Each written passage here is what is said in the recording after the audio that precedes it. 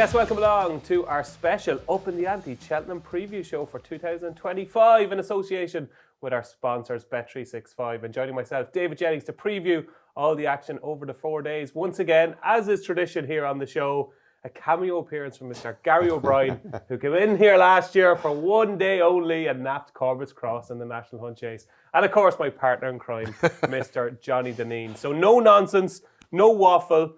We're going to get stuck into the action. No small talk at the start. We're going to kick off with the Michael O'Sullivan Supreme Novices Hurdle. And at the moment with Bet365, Coback the Board is your 5-6 favourite. Romeo Coolio is 5-1. 13-2 Salvatore Mundi. IRNC, well backed recently, is 12-1. Work ahead 12-1, along with William Money, and it's 16-1 bar.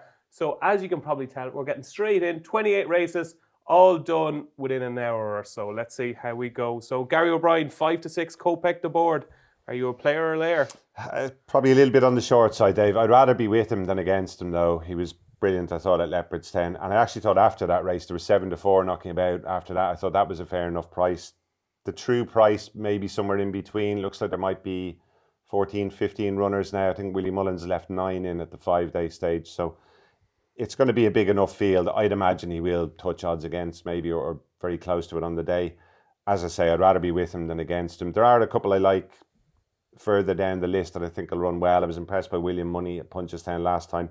And Aranci's a bit of a dark horse. He went missing after he won at Punchestown earlier on in the season, but I was very impressed by him that day. And it's interesting that they're bringing him back to target. He's gradually coming down. You look at the exchanges, he's gradually coming down. Like, he's only now 12-1, and that's ante-post with Bet365. So there has been sustained support for him. Yeah, he basically could be anything. I mean, he bolted up at Punchestown, had a very good run before that against Firefox and Ballyburn the season before. He's obviously fragile. There's a couple of big gaps there in his profile, but if they get him to Cheltenham, you'd imagine he'll have to be pleasing them at home.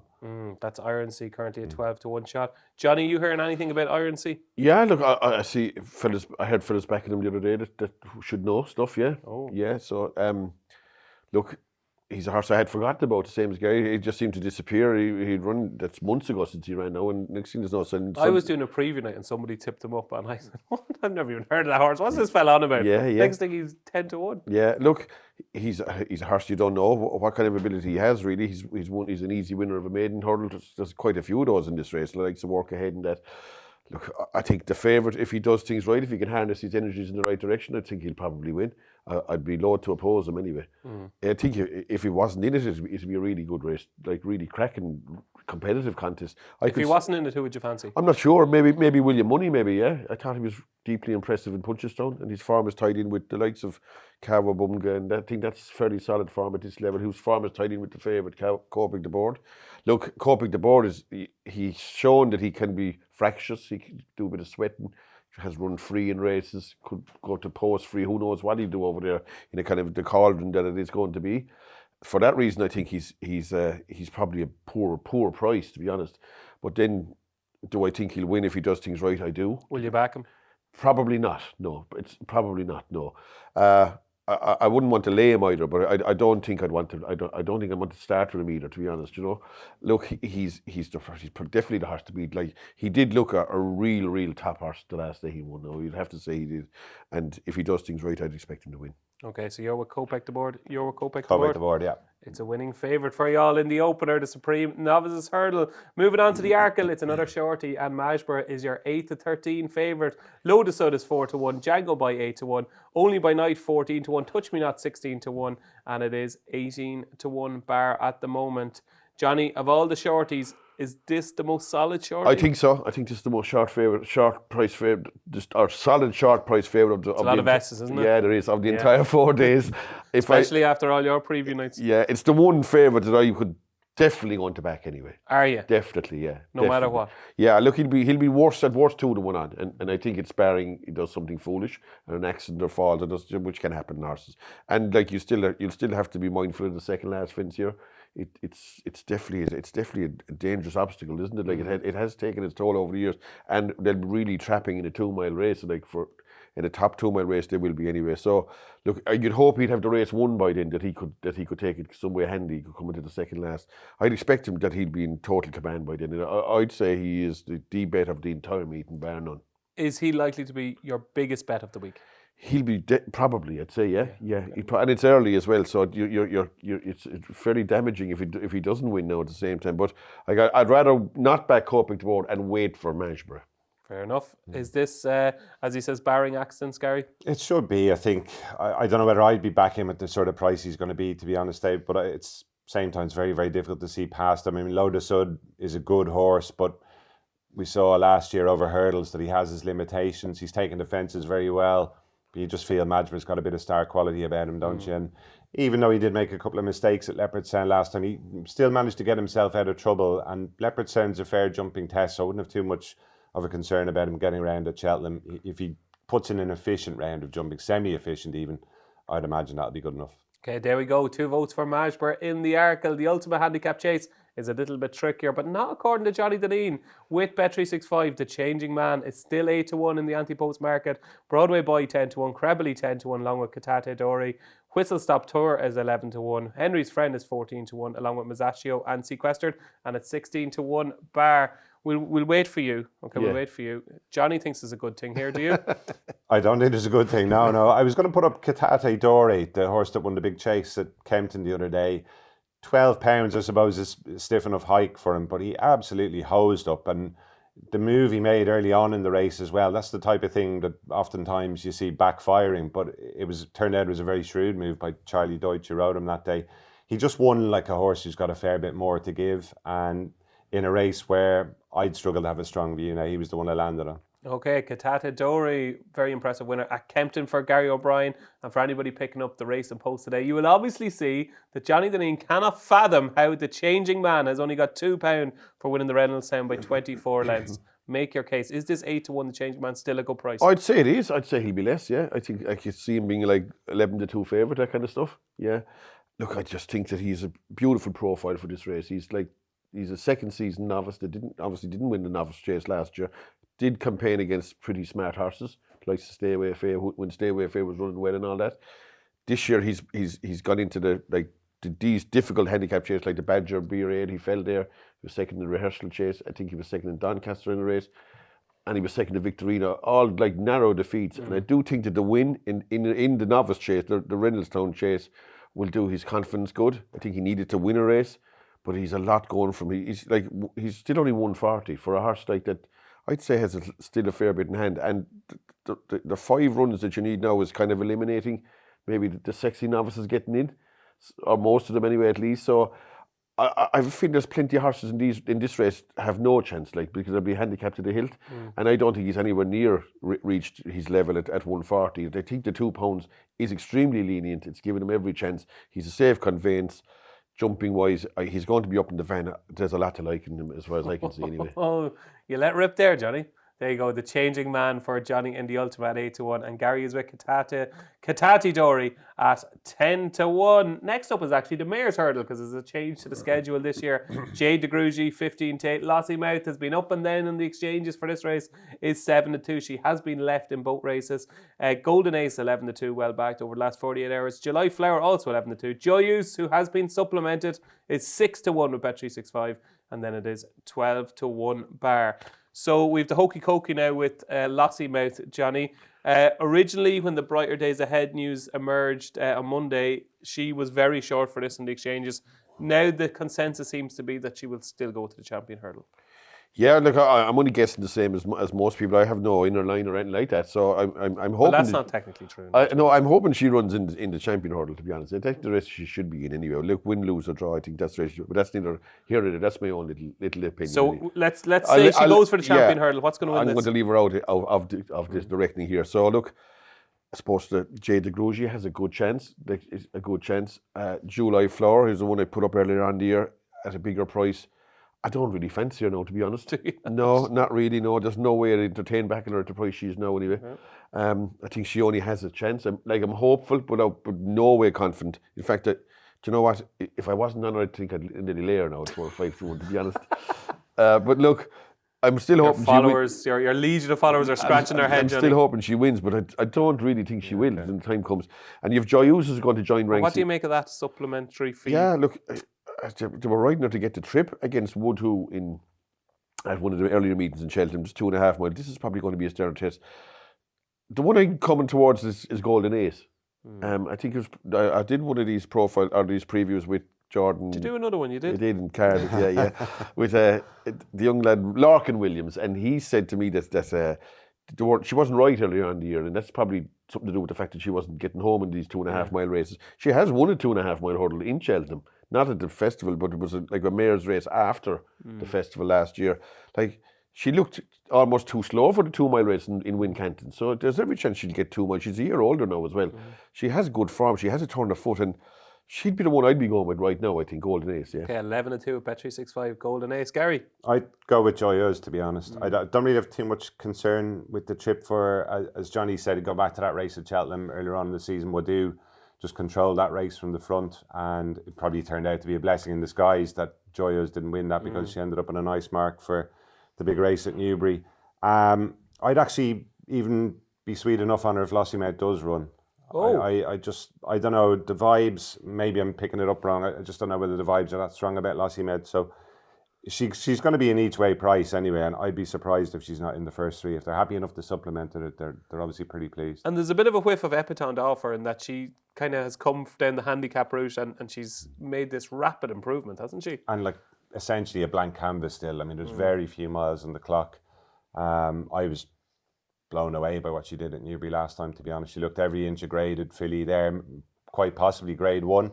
She's going to get the chance to show it now, so I'd expect a big run out of her, yeah. There you go. It's Joyeuse supplemented on Tuesday or Wednesday for Gary O'Brien in the Mayor's Hurdle at 6-1. And Johnny is with Golden Ace 11-2. Doesn't even fancy July Flower, who he tipped up earlier on in the show. Moving on to the Champion Hurdle. It's the big one, the feature race on day 1 of the Cheltenham Festival. And Constitution Hill is 8-11 with Bet365. Brighter Days Ahead is 5-2. Lossiemouth 13-2. Statement 9-1. The rest don't matter.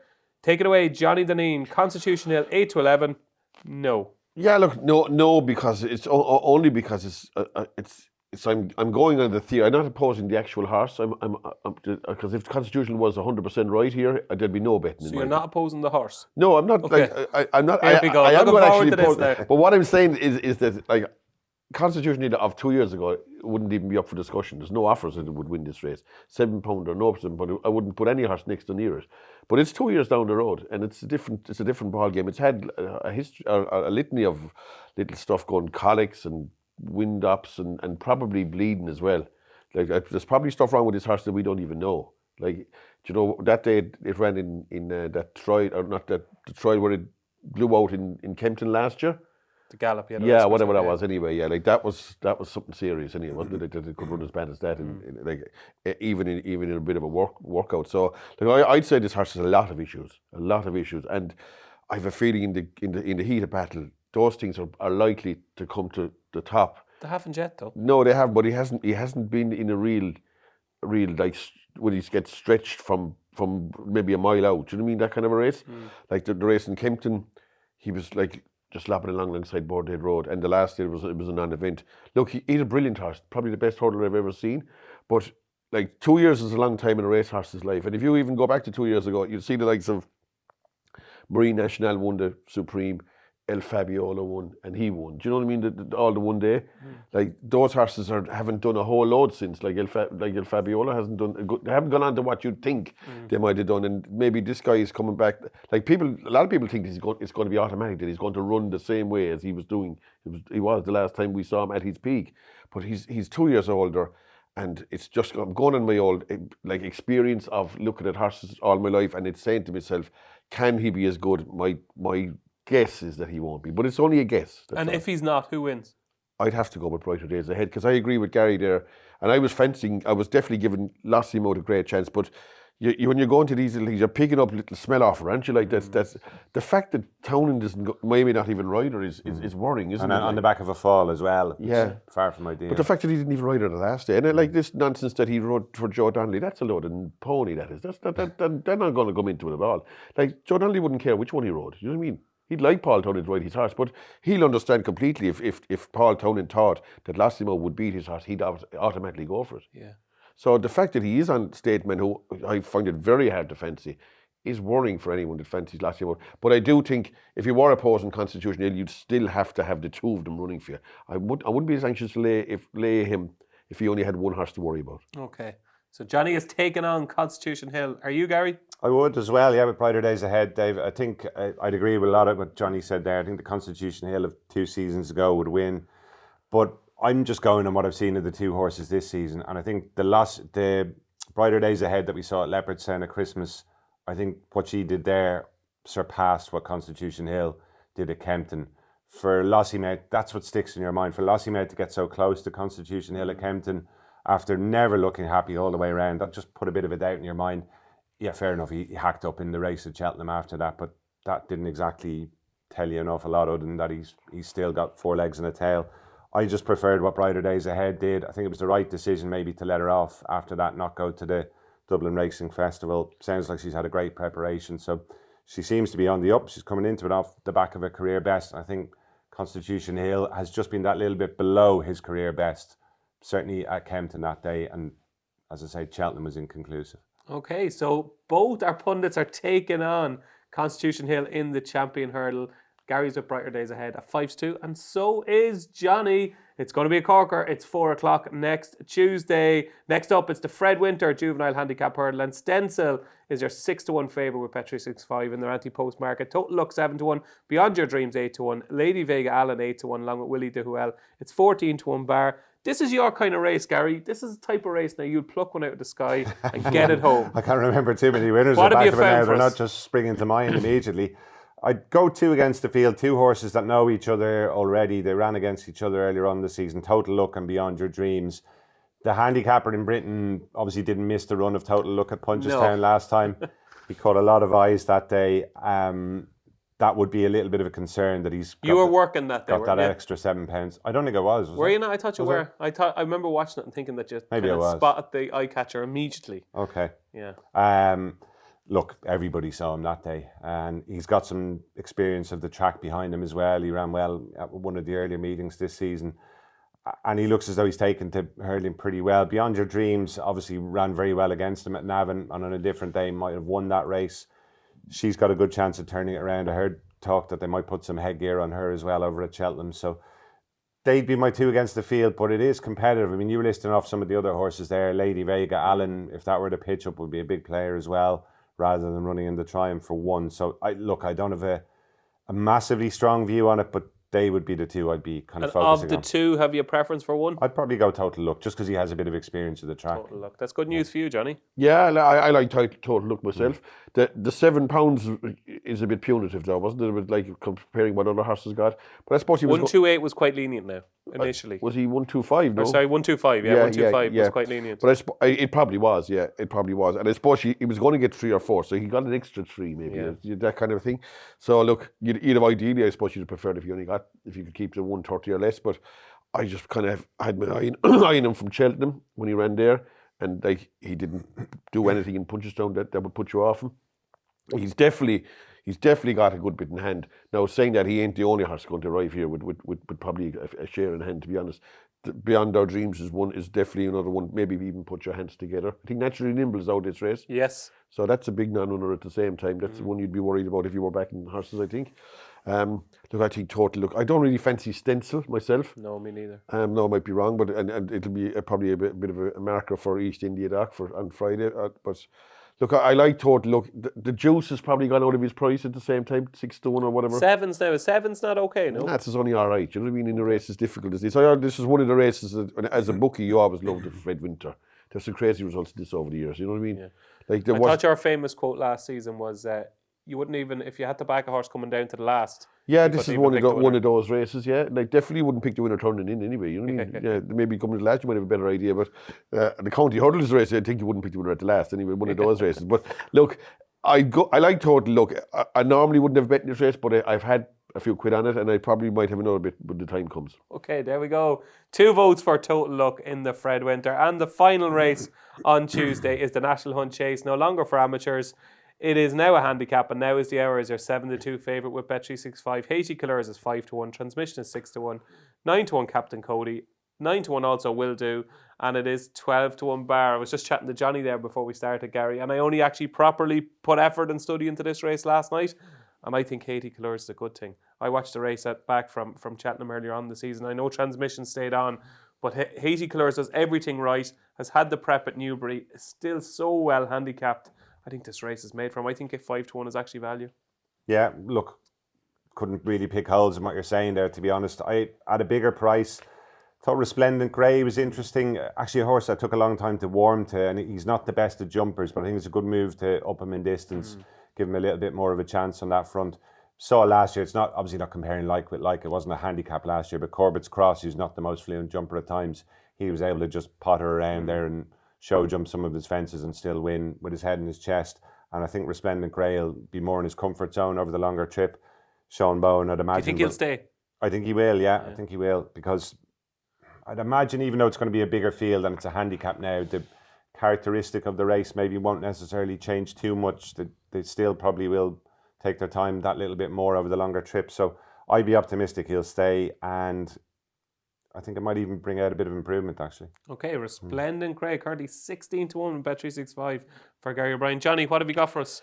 I think it's an open race. The fact that they turn into a handicap is like, I think the previous few years you could maybe have a confident bet in it, but with the fact that it's in a handicap now is tempering my enthusiasm for the race. I do think any horse will stay here, because what I see of this race, particularly last year, they seem to be very mindful of that time when the horses walked home. Yeah, and that was amateurs though. Yeah, but they've obviously told jockeys don't go too hard, because the last Corbett's Cross race more or less turned into like a four fence sprint, didn't it? Like it was the opposite, like to what it should have been. So I think they'll probably. But you're going to have more runners this year. You're right. You're going to have better ground, and you're going to have professional jockeys. I can't see them absolutely crawling. Oh, maybe not, yeah, but I don't think it's the real stamina test that you'd have normally. It's not like the Eider Chase or one of those races. You know what I mean? It's not a real gruel or 3 mile and 6 race, which it should be by the very definition of the distance, I suppose. But look, I don't have a huge opinion, but if you force me, I think Haiti Colours has more done than a lot of the Irish horses. Like, I think some of the Irish horses are ordinary enough, to be honest. Look, I don't know. Geez, Will Do is in the betting here. Like, if that wins, I will.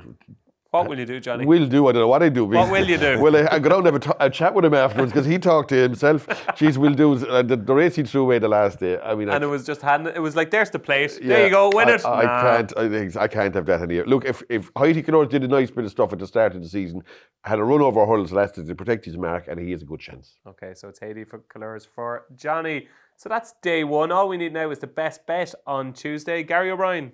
I'm going to go Joyous in the Mare's Hurdle. Oh, Gary likes Joyous. Johnny. I'll go to Changing Man in the Ultimate. Changing Man in the Ultimate. And I'm with Haiti Colours in the National Hunt Chase. That's Tuesday. Done and dusted. It's almost Cheltenham Eve. We've got the ultimate daily giveaway in the run-up to the festival. Search Racing Post Cheltenham Eve on Google to find out how you could win 4 Cheltenham Festival tickets, a Racing Post Plus annual subscription, 4 tickets to the Grand National, shares in Racing Club's Albert Bartlett Contender, Wendigo, and even £500. 4 tickets to Royal Ascot, and all expenses paid VIP race and stay trip to the Punchestown Festival. Search Racing Post Cheltenham Eve in Google to find out how you can win. Racing Post, stay ahead of the field. So let's keep going then with day 2 on Wednesday, and the first race is the Turner's Novice Hurdle. The new line is back into favouritism following the news from Brian Drew that it's 70-30 that Final Demand will go for this race, but there is still a 30% chance that he could switch to Albert Bartlett. So the new line is 15-8, Final Demand 2-1, Kopek the board, who is in this race, but is obviously going to run the Suprema 7-2. The Yellow Clay is 6-1, James's Gate 12-1, 6 Mile Bridge 12-1, and 16-1 Bar. Are you a new line fan, Gary? Oh, I definitely would be a fan, yeah. And I do think he's the most likely winner, to be honest with you. If you kind of put him alongside Final Demand, the new Lion is the type of horse, and his connections have said it themselves, that you could see maybe if he went and won this, could line up in a champion hurdle next year. There wouldn't be an earthly of Final Demand going down that road. So it's a race that often isn't necessarily a huge test of stamina either. Champion hurdle type horses can win this and drop back. So I think, given how impressive he's looked so far, I wouldn't worry too much about the shallow hurdle curse. That type of thing doesn't bother me too much. Doesn't bother you at all? No, not at all. I mean, if that race was run on a different day at a different track, would that make any difference to his chance here? I don't think it would, but I guess others will disagree. To me, he's the most likely winner. But all along, I've been a fan of the Yellow Clay as a horse. I like the way he's kind of stepped it up every time, won his maiden, won a grade 3, grade 2, grade 1. He did very well to get out of trouble to win that grade 2 at Navan, because the second horse got a great ride that day and he almost just got caught a little bit out of his ground. Very professional in the Lawlers of Naas last time. Obviously, Gordon Elliott's used that as a stepping stone to winning this in the past as well. And I think that they really found the key to the way to ride him that day, kind of sat close enough to a decent pace, really kicked on and put it up to them. Similar sort of ride to what I'd say you might see brighter days ahead, getting the champion hurdle on the first day. So he's not as flamboyant as the other two. He's more, you might call him more blue collar, something like that, workman-like type of horse. But I really like the way he's kind of progressed along the ladder, and I might well have a few quid each way in him on the day. For all that, I think the New Line's the most likely winner. Okay, the Yellow Clay, 6-1, Petrie 6-5. Johnny? Yeah, I like the New Line. I do, and I don't agree with it. With the Cello hurdles. That's a load of rubbish as well, isn't it? I think it is anyway. You know what I mean? Yeah. I think the last winner of the 2.5 mile English horse was Willoughby Court. So you have to go back a long time for, like, there's no way an Irish horse is going to run the Cello hurdle, is it? Yeah. Like, so it's nearly always Irish horses are winning this race. So good point. Well yeah, made, it's a bit like, I don't know what it's a bit like. It's a bit like saying, it was like Liverpool haven't won the Irish. No Rangers league player has scored, no Irish player has scored in the Champions League for Rangers. You know what I mean? Like, it's not going to happen, is it? Like, you know what I mean? So look, I would say that wouldn't be the least of my worries. I think he's been very impressive. I do think he's more of a speed horse with a lot of class. I think Final Demand is more of a slugger, maybe. That might be a bit unkind to him. He's probably a better horse than a slugger, but I think he's a stamina-laden horse, whereas the other horse is more of definitely more a faster animal. In fact, like, I do think if the New Line replace Kopek de Board in the Supreme, he'd be favourite. Oh, right. Do you know what I mean? Whereas if you took out Kopek de Board and put in Final Demand, there's no way he'd be favourite. You know? So you're talking about different horses. I can see him coming down to the last, going well. He has been in some of them races, and I can see him, if he pings the last, I can see him being gone. I can see him going away from Final Demand. Have you backed him yet? No. Will you? I might, yeah. I'd consider him, yeah, for sure. Depends on I get on the Tuesday, but I'd consider him, yeah. It depends on Majbur. Is 15-8 at the moment, is it going to get any bigger than that? Well, without seeing the makeup of the field, I'd say that's roughly what he'll be, yeah. Okay. It's roughly what he'll be. There you go. That's assuming Final Demand runs, you know. Absolutely, yeah. So it's the Yellow Clay each way for Gary at 6-1, and Johnny is with the New Line at 15-8. Moving on to the Brown Advisory Novices Chase. Ballyburn, 13-8 favourite. Dancing City, 7-2. It's 8-1 Better Days Ahead and 12-1 Bar. Obviously, Upping The Ante viewers who watch the show on Tuesday, Johnny, will know that your latest tip is Better Days Ahead. Do you want a shortened version of why you fancy him? Yeah, I think there's quite a bit of stable confidence behind him. I think he'll probably put in a career best. And not saying he'll definitely win or anything like it, but I do expect him to be on the premises anyway. I'd be surprised if he doesn't put up a good showing, at least a place. He'd definitely get a podium finish in my eyes. I think that the two he has to worry about are the two inside him in the betting. I think he'll cover the ones behind him. I would be afraid of Dancing City, and obviously you have to respect Ballyburn, even though I don't fancy him. But you have to respect him at the same time, and he is the class horse from hurdles form in the race, so you do have to respect him.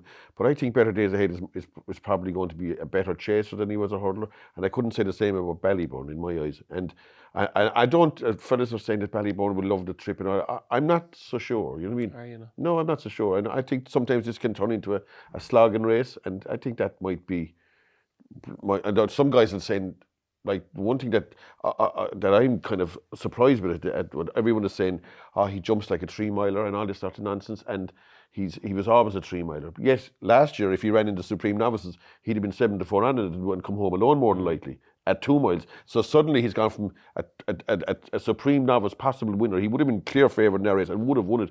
Surely he would have beaten Slade Steele and Mystical Power. A year later, he was never a 2-miler. You know what I mean? Yeah. You know what I'm saying? Yeah, the tone has changed very much with Ballyburn. Are you with or against him?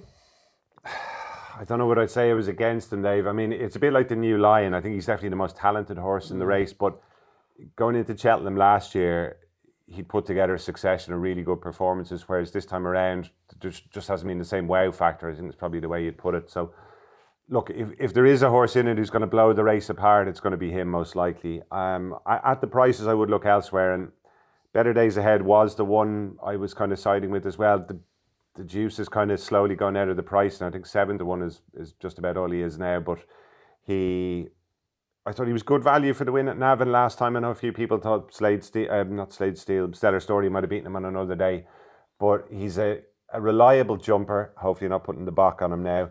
He has won at the Cheltenham Festival himself, and I kind of liked what I've seen of him over fences so Are you far. getting the same vibes as Johnny is getting from the Elliott camp? They seem quietly confident.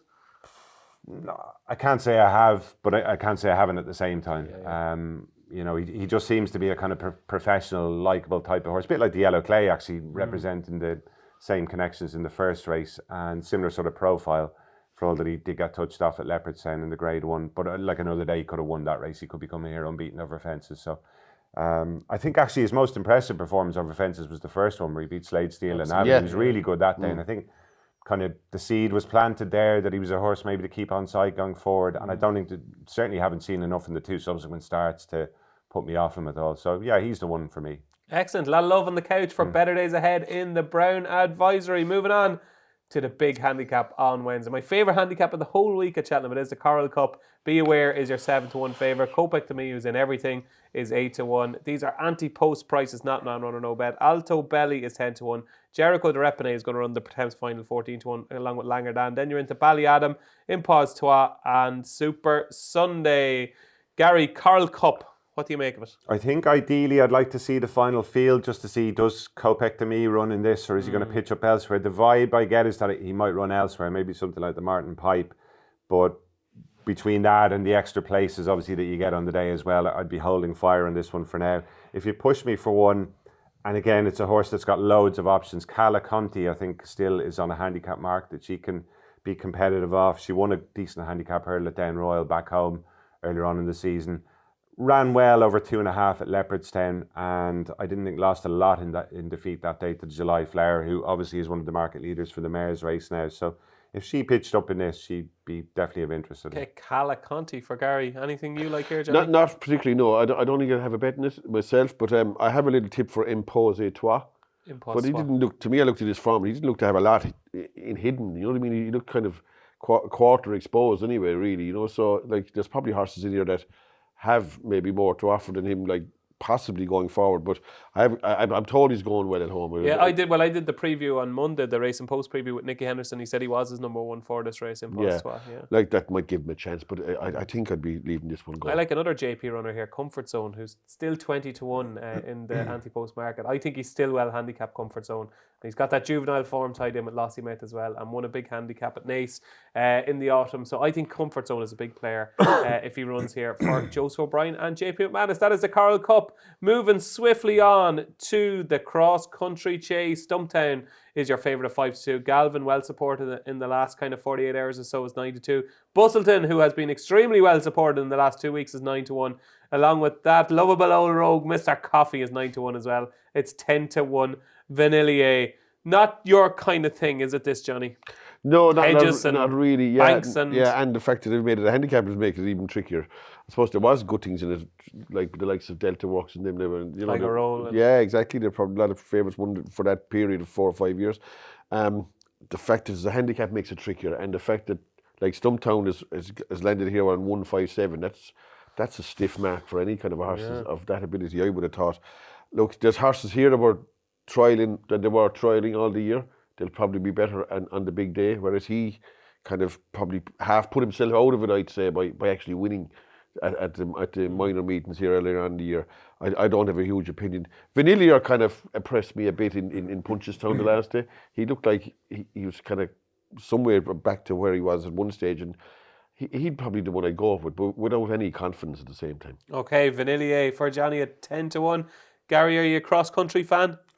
As a rule, not usually, but I'd go against Johnny here. I think Stumptown, if he just edges out a little bit in price, might be a backable proposition. I just think he's a different horse since he's gone to the cross-country. For whatever reason, just seems to have lit him up. The 2 runs he had at Punchestown, the first day before he got knocked over, took to it like a duck to water, came back, won a couple of days later, and obviously we saw what he's done at Cheltenham earlier on in the season as well.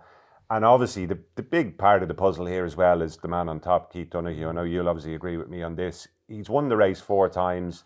He's a guy who obviously has a real hunting background. He's brilliant in these type of races. And having him on your side is worth so much as well. So 5-2. He's been kind of defensively priced up ever since the win last time, but I think he'll drift a little bit. I think he'll drift as yeah, well. And yeah. I think if he does get to 130, 7-2, I'd be happy to get involved. Okay, so Gary's with Stumptown and Johnny is tentatively with his stablemate Vanillier in the Glenfarclas Cross Country Chase. And the big one on Wednesday is, of course, the Queen Mother Champion Chase. John Bon, shade of odds on at 10-11. Marine Nationale, well supported into 6s. Energumene, 8-1. Solness, 9-1. Gaelic Warrior, 10-1. Looks like he's going to run here, according to Willie Mullins recently. Gaelic Warrior, 10-1. Ile Francais, who looks like he's going to go for Ryanair, and it's 20-1 bar. Gary, John Bon, is this the year he's going to end his festival hoodoo?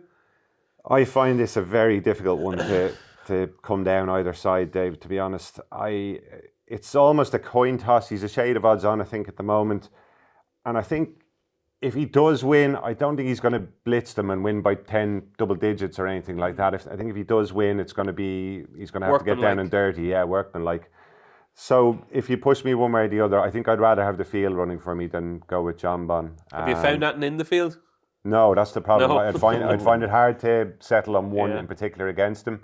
But just given the choice of whether you go with him or against him, I think I'd be marginally against him at the prices. You've obviously got Marine Nationale, Solness, for all that maybe he got his own way in front last time. Found a 50 is in there as well. I mean, they are horses, I suppose. They're going to have to really be at the top of the game to beat a John Bon. But if you throw them all into the mix and put them all in against him, and obviously Solness is, you'd imagine, going to go from the front.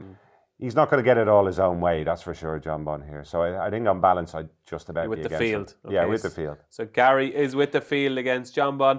Johnny Solness there, 9-1, has won 2 Grade 1s, fiery front runner. Is he cracking value at 9-1? Oh, he's not. He's not. Or put a 9. You knew what you were doing there. I just put the tee up, gave Johnny the driver, and away he goes. And I just drove the par 5, yeah. Look, You think he cannot win? I would be amazed. Amazed? Amazed, yeah. He couldn't even beat St. Sam down in Clonmel there about 3 months ago anyway. Do you know what I mean? I know it was a 2.5 mile race, but So Johnny, you were a nobody not so long ago. Now everybody's looking for autographs and selfies and everything. I know. Listen, I know he's won 2 Grade 1s and all that, but like he's going to go from the start. He's probably not going to. And fellas are saying it suit John Bon. I think John Bon is at his best when he's allowed boss the race himself, and that's one of the reasons why I wouldn't back John Bon. The fact that Solness is in this race. Look, I don't know. I'd be amazed. Like, it's not that long ago he was running around in Sligo in the conditioned hurdle there in a race against the horse of Laura Fowler. Mustard, yeah, exactly. Look, he's improved a lot, and he's more than worthy of his position in the race. But I just can't fancy him in any shape. Okay, or so form. Solness is gone. What wins or what's the value option? Look, I'd struggle to back the favourite. There's something gnawing in the back of my head that I don't want to back him. I think like he's he's the farm horse, and I wouldn't be reading too much into his Cheltenham record at the festival. He has plenty of races won around Cheltenham, and he's been beaten here, I think, 3 times. One was by Constitution Hill, the other was by El Fabiola, where he didn't do anything properly that day, and he nearly fell in one and nearly almost won another day. So I wouldn't really mind that, but just with the history of favourites in this race, it's become a bad race for punters. A lot of skinny price favourites beaten over the years, over the last 10 years at least. I'd say you could name 5 or 6 odds on chances, and they were all beaten in it anyway. So, look, for that reason, that would be another reason I wouldn't back him. I'd be going for something maybe not totally lefty, but 2 horses. I definitely think Marine Nationale. He's only had run 6 times over fences.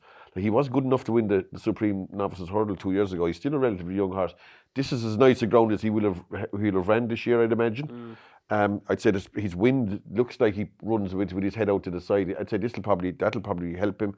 I think he's a big runner here. I do think he's a big runner. And a horse I think that might have an outside chance as an outsider is Colixius. I think that has some sort of a chance in this race. I do, yeah. I do just think that horse must have some dirt on you or something. Because you're always tipping up Colixius. Yeah. No, I just think that on his day he's a very good horse. And it's the Bromhead has won this race with 40-1 with 3 horses. Like, if he can win it with Put the Kettle On and Captain Guinness, he can do anything in this race, I think, anyway. and Special Tiara as well, for that matter. Yeah. So, look, I know Calixius was second favourite against John Bon in the Tingle Creek. Now, he's running horrific in Leopardstown. Yeah. But he's just a horse with a bit of ability. He won the Triumph Hurdle. There's no you have to go back a bit for that. But I think he's some sort of a chance in a race that some imponderable results in. There has been some imponderable results. 4-0, 40-1 Calixios, Johnny gives a shout out to, and Marine National at 6s, and Gary is with the field against John Bon in the champion chase. Moving on to the Grand Annual, Liberty Hunter, can he go one better than last year? Wide open, 10-1 joint favourite in the ante-post market, along with Unexpected Party. Jazzy Matty is 11-1, Firefox 12s, the king of PRS 12s, and Touch Me Not is 12s as well, 14-1 bar. Is this a handicap you like, Johnny? If I'd have a bet in the Grand Annual. Sometimes, not this year. I don't really fancy anything in it. I don't. I think it's a tight one. I do think that you have to be up in the first 6 or 7 in a race like this. Starting off, I don't think the real hold-up horses will probably struggle.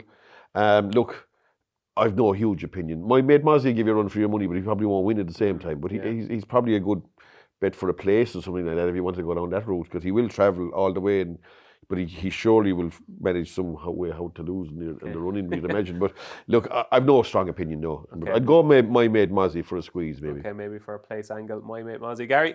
When I was going through this race, Conyers Hill was one that struck me that might run well at a big price. Strong travelling horse, still lightly raced, unexposed over fences. He's run well in some of those big handicap hurdles as well. He just got touched off in one day in Fairyhouse. Will need a bit of luck. He's kind of ridden to come from well back in the field. He's a little bit on the headstrong side, but 25-33-1. I thought he could run a big race here. It's the type of race that you could easily see something at that price win it. Conyers Hill, 33-1. I thought JPR1 had a big chance here if he goes here with the ground likely to be reasonably decent. I still think he's a classy horse in a race like this. He's not that far off Champion Chase standard. I think a race like this, big field, he'll travel away. So I'd be with JPR1 in the Grand Annual at a big price. And finally on Wednesday, it is the Weatherby's Champion Bumper. Willie Mullins holds the key. Copacabana and Game of Inches, your 4-1 joint favourites. Bambino Fever 7-1, along with Calypso Chance, 12-1 bar. What have you made of these bumper horses this year, Gary? Well, all of a sudden, there looks to be a few good ones, doesn't there? I mean, when Patrick Mullins won on Calypso Chance at Navan, he pretty much said he was as good as anything Willie Mullins had up to that point. And now Willie Mullins is after producing 3 of them, kind of rat-tat-tat in February time, which have all, well, certainly the 2 geldings have anyway. Copacabana and Game of Inches have gone past Calypso Chance in the pecking order, and the mare that won in Leopardstown, Bambino Fever, she's got a chance as well. So I find it a difficult race to call. Visually, the one who really impressed was Game of Inches. He didn't come off the bridle. But I'd imagine the reason he didn't come off the bridle was because Patrick Mullins didn't want to dip him so close to Cheltenham. It was probably a little bit later than ideal to be getting him out. Copacabana seems to be the one the guys in the Mullins camp seem to be favouring as well. So that would put a little bit of a doubt in your mind. So, look, I'd struggle to choose between them. I think they are the 2 horses that all of a sudden have come to the fore and probably would just maybe have an edge over Calypso Chance. Johnny, what's Patrick Mullins going to ride? I don't want if buffs or maybe. I have just no want idea. your opinion here, right now. I think he'll ride Game of Inches myself. You? Yeah, but that wouldn't necessarily mean he picked the right one. I'd kind of be favouring Copacabana again, like without any huge confidence. But he impressed me as a horse that like was pretty rock solid.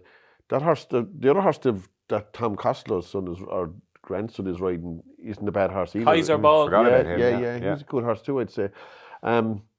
I kind of think that those 3 horses that came out went past quite a lot of horses in the betting here. Do you know what I mean? I think they put that, even the likes of Bambino Fever, I think they put her on the back foot as well. Like you'd be giving her a chance, and suddenly your man lamps 3 good geldings, I think, and I think one of them will probably win it. And I think I'd go with Copacabana. Yeah, Copacabana. And you were just margin with Copacabana? I'd probably just go Game of Inches of the 2, but yeah, the stable confidence with Copacabana would just put it out in the mind. Excellent. Best bet on Wednesday, Johnny? I'll chance Marine National maybe. Oh, wow, okay. And Gary? Stumptown in the cross country. Hopefully he drifts out a bit. Stumptown in the cross country. And I am very much in the comfort zone camp in the Coral Cup. That's Wednesday at Cheltenham. Do you want over £2,000 in Cheltenham free bets? Visit racingpost.com/free bets, the ultimate hub for betting offers. Racing Post. Stay ahead of the field. So we rock on to Thursday, and the opening race on the new course is the Ryanair Mares Novice Hurdle, and Maureen is your 11-4 favourite with Bet365, 6,530. Caroline Bamboo is 8-1. Galileo Dame 9-1, along with Jubilee Alpha, and 14-1 bar. This Maureen, it's somehow towards the top of the market, Johnny. But as I said to you, I have been on preview nights up and down the country in different countries. I've watched previews. I've been knee deep in previews, and not one panelist I've been on a preview with has tipped Maureen. Yeah, and Are you going to change that here? That's not going to change here. No. I don't really fancy Maureen. Nobody fancies Maureen. Yeah, I don't know. I just think she hasn't much experience. She's no firm on the ground. She's had big breaks, like she missed the whole of last season. Didn't come out until late. Look, there's she's a lot against her, I think, Maureen.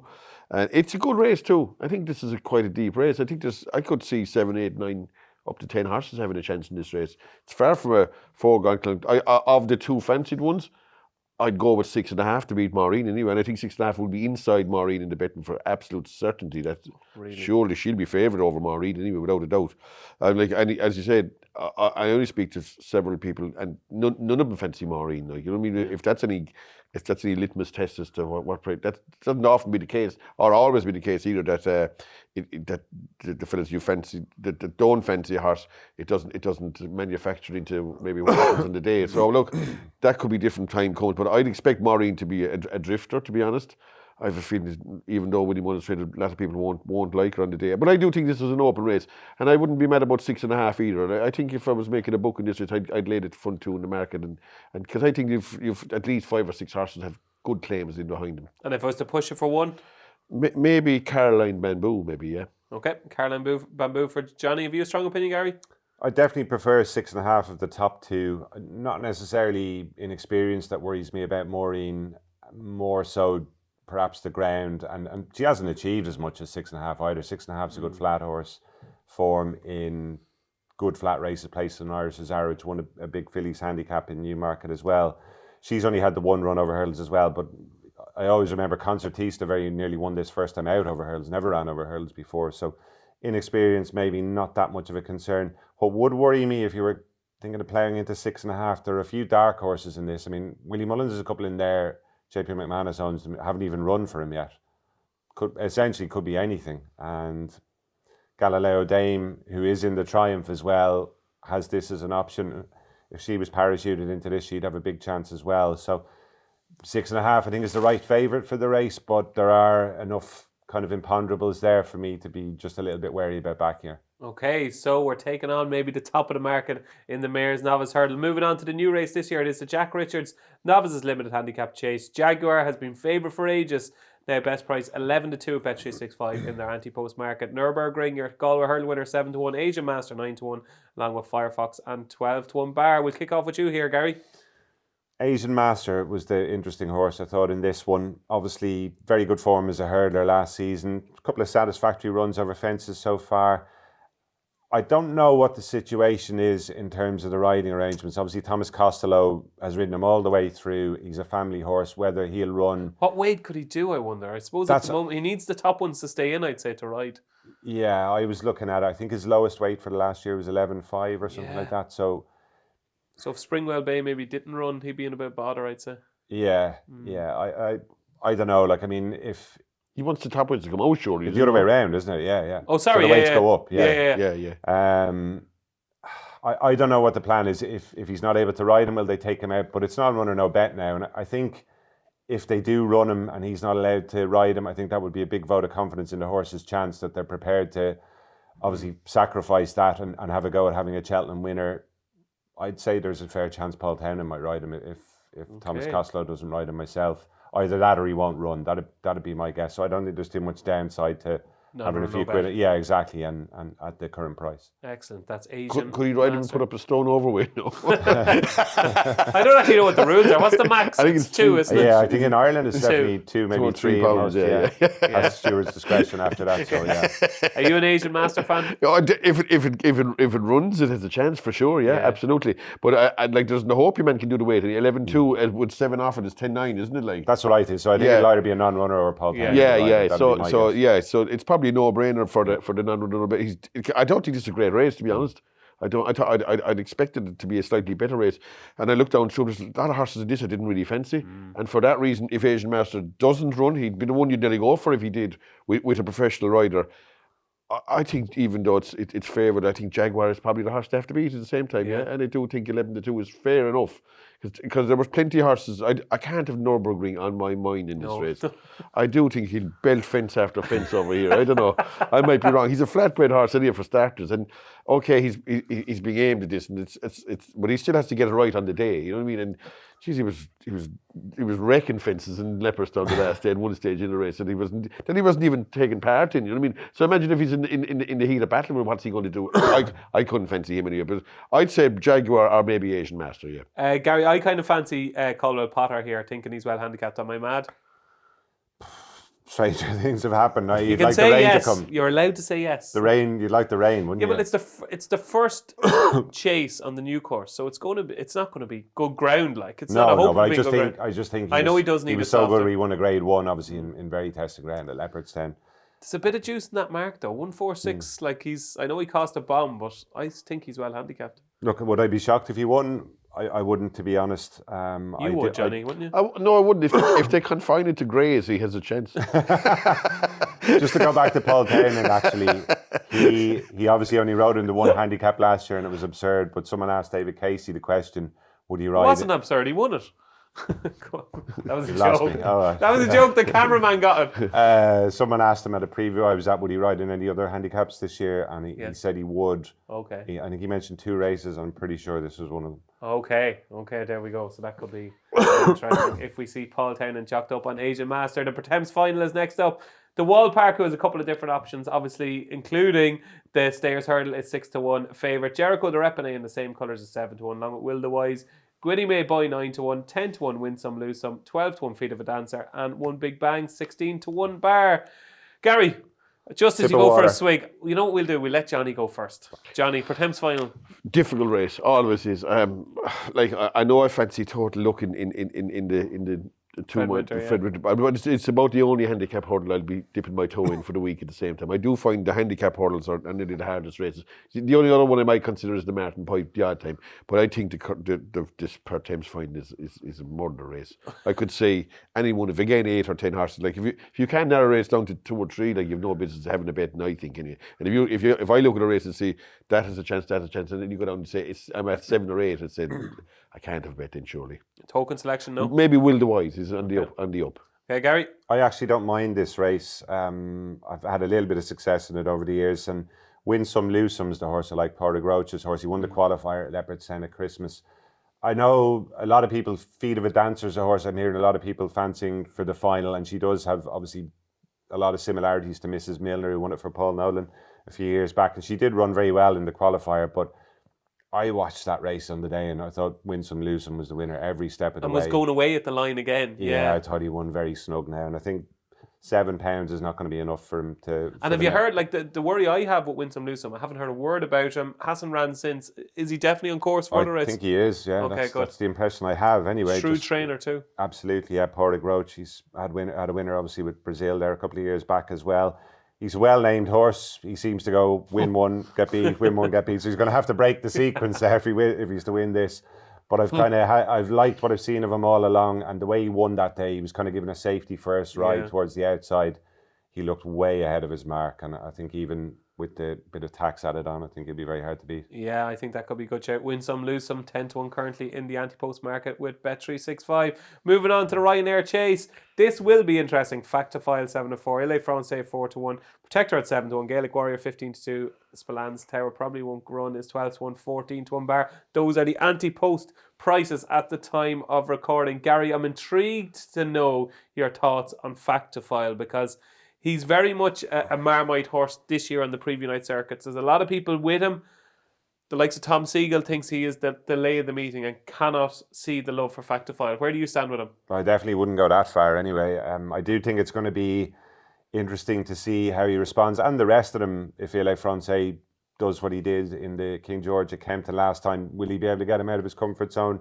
That would be a little bit of a worry if you're going to take the short price. I think if you were backing him at a short price, you'd rather LA Francais ran in the Champion Chase instead. I kind of had Spillans Tower in mind for this all along, but as you say, it doesn't look like he's going to run now. It does look as though Factifile will run in this instead of the Gold Cup, and I think that's a little bit of a shame. I would have rather seen him in the Gold Cup personally, and take on Galopin Des Champs again. at a bigger price, Jungle Boogie's a horse I thought might run well. He showed up well for a long way in the Gold Cup last year. He's obviously had a lot of problems down the years. He seemed to manage one run a year almost there for a while. But we're seeing a little bit more of him now, which is encouraging. The Bromhead horses are back in a good vein of form now, haven't been quiet all the way through January. And something at a big price, I'd imagine they'll go back to riding him a bit more patiently with Ile Francais in the race as well, which could be a help. So I could see him running well at a double-figure price anyway. Jungle Boogie for Gary O'Brien, 16-1 in the ante-post mark with Bet365. I know you're a Factophile fan. Yeah, I kind of like him. Yeah, I don't think he's a good thing or anything like that, but I do fancy him. And I think he won't have any issue lining up with Ile Francais myself, who I struggle to fancy that. I think they won't give him the rope that he got in Kempton. I know he's probably not. It's easier said than done in lining up with him, but I'd imagine Factophile had no problem lining up with him now. Within 3 or 4 lengths of him, and once you breed in him, he's going to fold, anyway, isn't he? Like, you know what I mean? If he's not 10 clear coming around the last bend, he won't win, will he? Like the Ile Francais, in my opinion, he won't. And if they're anywhere near him, he'll collapse. I think he will anyway, and he won't even be placed. But I think Factophile's form with the likes of Spillan's Tower and Gallop and Deschamps and Faster Slow, I think that's a different level of form to what the rest of them have. And I think like the likes of Protectorate and Jellos and them, he's better than those, and I think he'll win. Okay, you think he'll win? Is 7-4 a good price?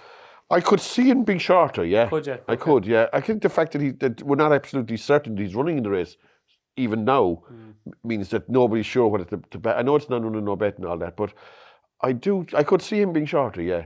I could. Okay, there you go. That is your Ryanair. Not he won't be odds on or anything, but I could see him being 11-8, 6-4, that kind of stuff. Yep. The Stayers Hurdle is next up, and Tihupu is currently our even money favourite. Home by the Lee, 6-1, 10-1 lucky place, 16-1 bar. Is this one favourite you'll be getting stuck into? No, definitely not. No, I won't be backing him anyway. Whether you go bald-headed lane him is another thing. Again, he's one of those favourites where he's a bit like John Bond. I don't overly fancy him, but name me a horse that's going to finish in front of him, and you're struggling. That's the only thing. So that's not maybe the best way to oppose horses. I think you're always, if you're going lane a horse, you should be able to nominate at least one that you say, well, I think he'll beat him for starters, and I have the other 10 as well, or whatever's in the race. Look, there's something about him that I don't want to be involved with him. The standard he sets is far from an insurmountable one. He's probably the same prep as last year, more or less. But look, he's probably the horse they have to beat. But I don't think he's unbeatable. And if it might be just that one horse will be on a going day and maybe take him out. Any suggestions? No, maybe Home by the Lee, I suppose. Okay. He might have narrowed. But saying that, you could say then, what are you talking about? She's blue from baiting Home by the Lee, Tiopo, isn't he? Whatever. But he seems to be slightly better. And to me, Home by the Lee is a funny horse. If he consents to run at a stage in the race, he's hard to hold, you know what I mean? Yeah. But he could throw the toys on the pram as well, you know. He's one of those horses. Occasions. Yeah, he's 6-1, Home by the Lee with Bet365. Could it be 4th time lucky? Gary Tihupu, there's not a lot of love around from at the moment. I've gone a little bit watery on him myself Have now, you, to be honest. Yeah, and I did fancy him last year. I thought he was unlucky not to win it the year before, and he delivered the goods last year. What's happened to put you off? Couple of things. First of all, he didn't win that Hatton's Grace this time round, and that's the only time we've seen him this season. And what did that prove, really? I mean, he probably 5 lengths in front of Beacon Edge. If you took that literally, you wouldn't be rushing in to take a short price about him in the Stayers Hurdle. You wouldn't fancy Beacon Edge to play any part in the finish of this race. Look, it was a slowly run race. I'm not saying you'd read anything negative into it, but at the same time, it wouldn't be a positive for a horse that's such a short price, I wouldn't have said. I watched him work at Leopardstown the other day, and I wouldn't have said he blew me away either, to be honest. Is that right? Did he walk there? He did. He worked. All the good horses worked after racing, yeah. Yeah, unless I was looking at the wrong horse now, but yeah. Yeah, and look, maybe that's just him. Just a bit lethargic, kind maybe, of? well, he was having to be ridden out a bit at the end of a bit of work compared to some of his companions. And what was he running alongside? Well, Brighter Days Ahead was in there. Okay. She was, you wouldn't expect him to beat her in a bit. Yeah, apparently. Yeah. Maybe he's not a flashy workhorse, and perhaps he was in against... Our photographer, Patrick McCann, was there, and he was blown away by Brighter Days Ahead in that gallop, whatever she did. Yeah. And look, I don't know, maybe that's irrelevant as far as this is concerned, but it's just like when you put them all into the mix and he's a short price, I'm the same as Johnny. I'd struggle to pick a solid one to beat him. But Home by the Lead does look a better horse this season for whatever reason. I think I heard something about a different girl is riding him in his homework now on in exercise each day, and maybe he's just sweetened up a little bit. Whatever it is, he does seem to be in a good place at the moment. His connections seem to expect a big run out of him. So it's a bit like John Bon. Given the choice, and it's a similar sort of price, I think I'd rather have the field rather than be with Tia. Okay, so it's a big X for Teahupoo in the Stairs hurdle. The plate is next, the Trusted Trader plate, and we've got a lot of horses here who entered in different races, the likes of Jaguar and Crebbley who are towards the top of the market. Then you're into Firefox, Springwell Bay, Mazzaccio, the Company Sergeant, all that kind of stuff. Gary, is this a handicap that you kind of like? I found it a struggle now when I went through it. If Springwell Bay runs in it, he'd have to have a great chance, wouldn't he? Absolutely. Where is he going to run, though? Trying to guess though? where he's going to run, and I don't think connections are giving much away, are they? No, It looks like it's going to be a last-minute decision, maybe, or a late-ish decision anyway. He was the one I would go with if he pitched up here, but outside of that, I wouldn't have much. What's he actually rated, Springwell Bay? 154, I think. Is he? Yeah. He's a good horse, all right, isn't he? Yes, Sure. Yeah. Do you like it in this, Johnny? Um, You like your handicap chases, you said. Yeah, now. I do. Look, I'm not saying he'd win, but he should run okay. Crebbley, yeah. He's 2 pounds lower than last year. He ran all right, and last year was second. He'd every chance at the same time. Now, saying that, he went to Aintree and he run poorly, and he doesn't run great this year. Now, okay, they're probably aiming him at this place, but I think he has a chance. That's all. Though, if I was forced, maybe I might go with him. But obviously, if he runs Springwell Bay, it's unlikely to run here, isn't it? Like you'd imagine. Yeah. But Springwell Bay should be running in. I don't know what he should be running. He's pretty proper horse, isn't he? Like, Yeah, he's entered over 2 miles, 3 miles, 2.5 miles. He's entered in everything, Springwell Bay. It's going to be interesting to see where he shows up. One of Gordon's I thought was interesting here was What's Up Darling was taken out in Avon at the weekend. I thought What's Up Darling potentially was unexposed over this trip, around about 20-1 in the plate. And finally, the Kim Muir and Derek O'Connor's been confirmed to ride Johnny who is now your 9-2 favourite. Best price at the moment about Johnny Who. Midnight Hour Fred 8-1, Daily Present 12-1, Mr. Vango 12-1, and it's 14-1 bar. Johnny, I have to say, I've said all along, whatever race Johnny Who goes for, I will be with. I think he is really well handicapped, and the fact that they're going to have Derek here, he's going to be extremely hard to beat. Yeah, look, is he running here? He is. I didn't know that. Yeah. Look, he's a horse that threatened over hurdles, didn't really deliver at the same time. There's a small touch of that over fences too, Like he won in Carlisle and he hasn't done a lot since, but he's being aimed here probably.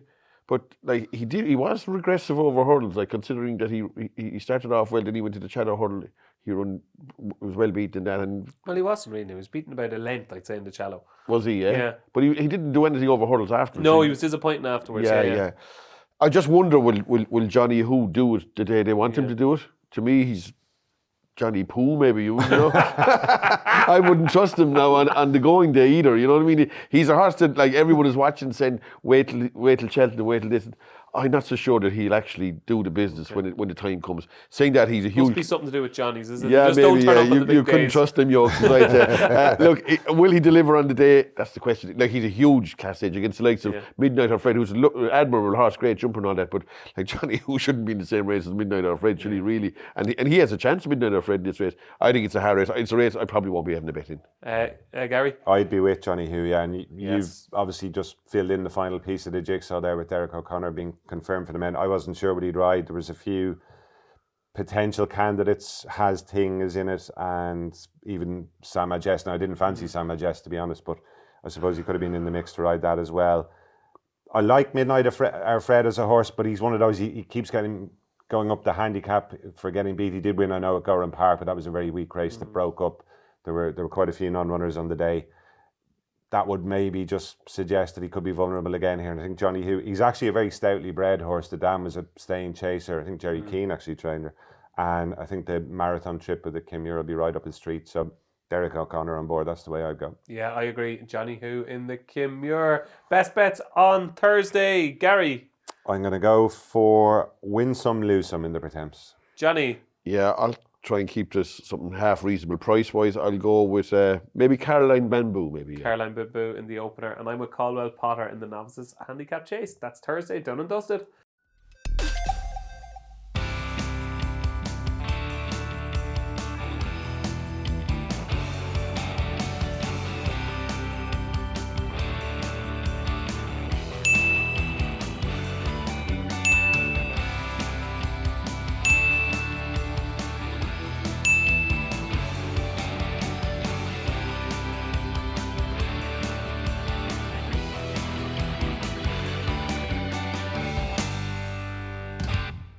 And finally, let's see what's going to happen on Friday, kicking off with the JCB Triumph Hurdle.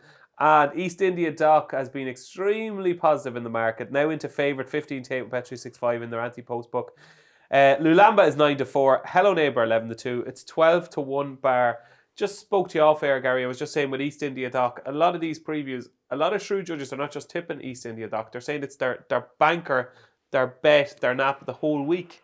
How do you feel about East India Dock? I think he's definitely the horse to beat, and I thought kind of the hype got out of control with Lulamba around the time he made his debut. Did you? For all that he was impressive that day at Ascot, and the second horse has been beaten since then, obviously. But even around the time, there was so much hype about him before he ran, and then the fact that he won. I thought even at that stage, East India Dock deserved to be favourite, and I think he's gone back to his rightful position in the market now. That's nothing against Lulamba. I'd say he's a pretty exciting horse. He could easily improve past him on the day, but to me, I'd be happy to row in with Hello Neighbour here.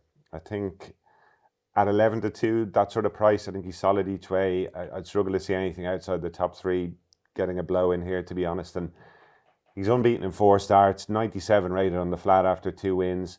And it's one of those, I think it's a phrase, when I hear it, I often think it's a load of bull when it's trotted out. He'll be better, the better the race, the better he'll be. But he actually is one horse, so I think that will prove true for.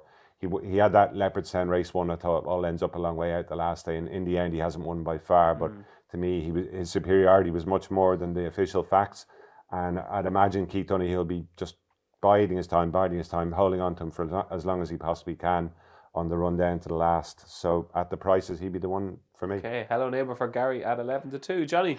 Yeah, look, I probably was taken by the hype by Lulamba, not before the race, but I thought he was hugely impressive. So did I, yeah. Look, he's probably went to under 2-1 at one stage. Now he's back out to 5-2, 11-4.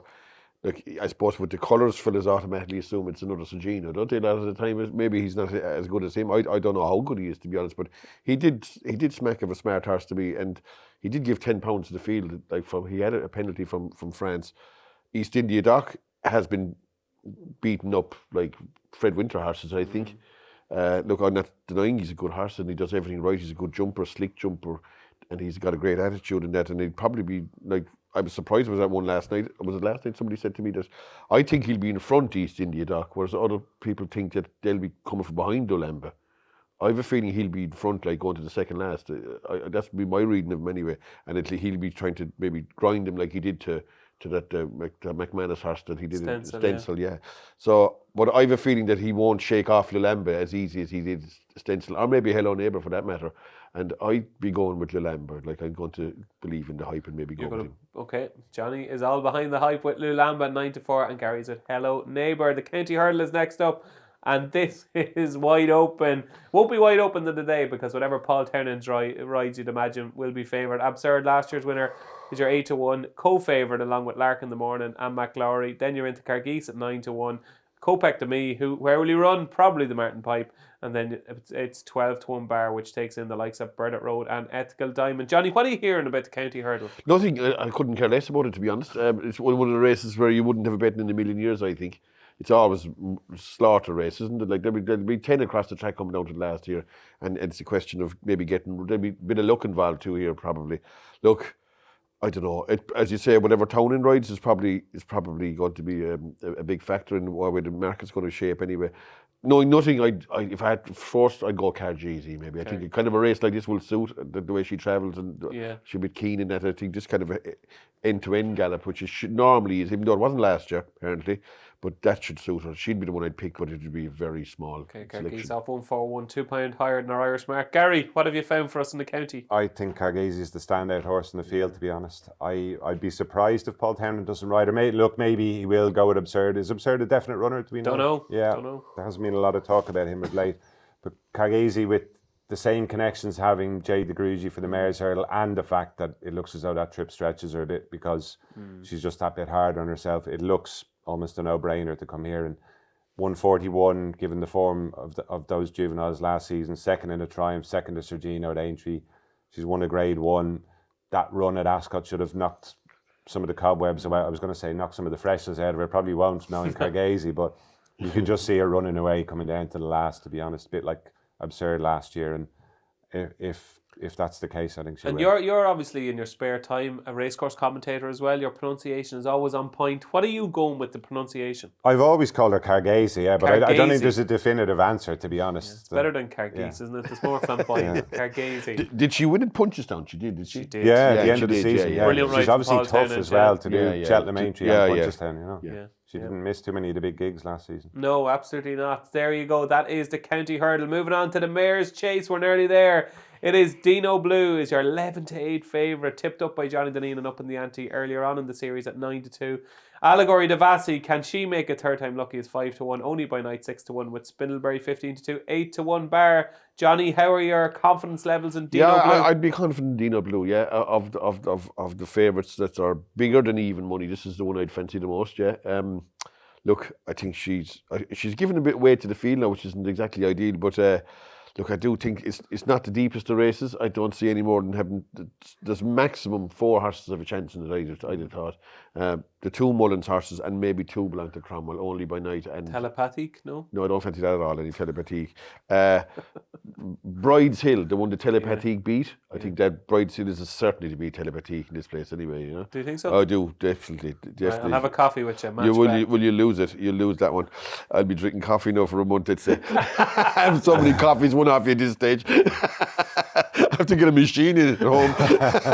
But anyway, look, I fancy Dino Blue. I think the ground is going to be perfect for her. I think last year they probably rode her to get the trip.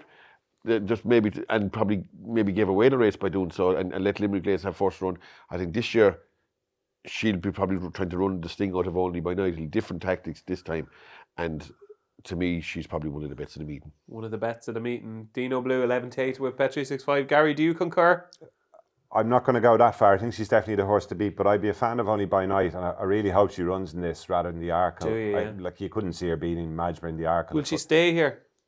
She's won a point to point. Like, a point to point over 3 miles, you'd imagine she'll get 2.5. I actually think it could improve her. Wow. And to me, Dino Blue, if you beat Dino Blue, you'll win. I think the rest of them are definitely all beatable here. If you're going to maybe give one horse a swerve, I'd sooner be swerving Majmer than swerving Dino Blue. So I hope she pitches up here, and if she does, I think 5-1, 11-2 each way is good value.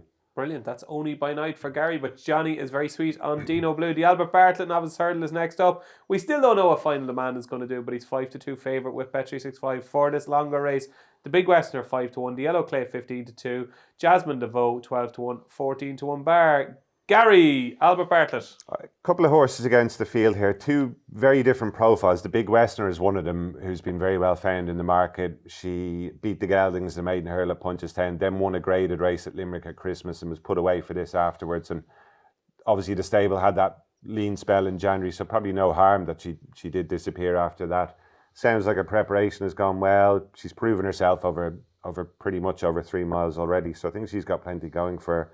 And the other one at a big price, a horse who's come via handicaps, a horse called Flicker of Hope, trained by Mark Fahey. I mean, he was winning at the likes of Wexford and the Galway Festival last summer, and he's continued his progression. He won a big handicap at Navan just before Christmas, not beaten far at the Dublin Racing Festival last time by a couple of well-handicapped horses. Now he's back into novice company. He's got all the experience to call on, and I think he's got a big shout in this as well. Excellent. There you go. That's a few shouts for Gary in the Albert Bartlett, the Big Westerner and Flicker of Hope. Johnny? I always think the Albert Bartlett is a bookies race. It has been relatively the last 10 years. It has been in the bar. I think Monkfish was 5-1 in bar. That was double figures every horse.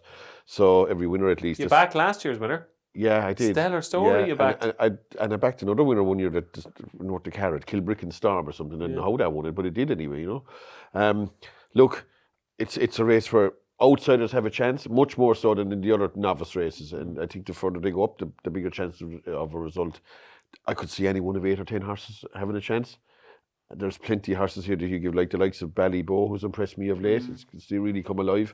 And Mullins has a few, even outsiders, Argento Boy, even the horse of... what about Sounds Victoria? Yeah, that would probably have a chance. Fishery Lane is another horse that has some sort of a chance. But I can't desert Sounds of Victoria. I think they're going to put the cheek pieces on him, so that might help him. Maybe better ground. he's surely better than he's been running. You know what I mean? I think he's still fourth in the bumper in Cheltenham at the same time. Jasmine DeVoe is another horse, I suppose, that this track could suit. I do think it's an open race, but I can't desert Sons Victorious. I'm ranting about him in about a year, so I'll stick with him now. But I would be very much afraid of Ballyboe, though. I think he's probably the horse that has improved a lot of late, and he's just coming right. Yeah, regular Up in the Ante viewers will know that Sons Victorious was Johnny's first tip for the 2025 Cheltenham Festival. You never know, Johnny. Stranger things have happened. Feature race on Friday. Feature race of the week is the Poodles Cheltenham Gold Cup. And in Bet365 ante-post market, Galloping the Champs is 8-15 at the time we're recording. Banbridge 6-1, 10-1 Factifile, Monty Star 12s, 20s, Bar. We don't know yet if I know the way you're thinking is going to be supplemented, but the vibes I'm getting, Gary, is that it looks like he might. That's what I've heard as well, David. Yeah, I've been to a few preview evenings and that keeps cropping up. And if Factifile isn't going to run, it looks a worthwhile move, doesn't it? Because you'd fancy him to finish third at worst and quite possibly second. Banbridge has to prove himself over the longer trip. Ground conditions might be ideal for him as well. So if I know the way you're thinking does run, he has to have a great each way chance at least. Is Galloping, is there any chinks in his armour whatsoever? Look, I don't see any, to be honest. Look, if Factifile took him on, it might have been interesting maybe, but it's impossible to knock him. He's been there. He should be unbeaten at Cheltenham. I really don't see how he gets beat, to be honest. Johnny? Yeah, look, it is hard to go against him. Look, the only thing I would say about the favourite is, like, I hear all these fellas saying, I can't miss the Friday for Galloping's third goal. It's like it's already done. You know what I mean? Yeah. You know, when those things like they jump the gun a bit. They just want to be a part of history.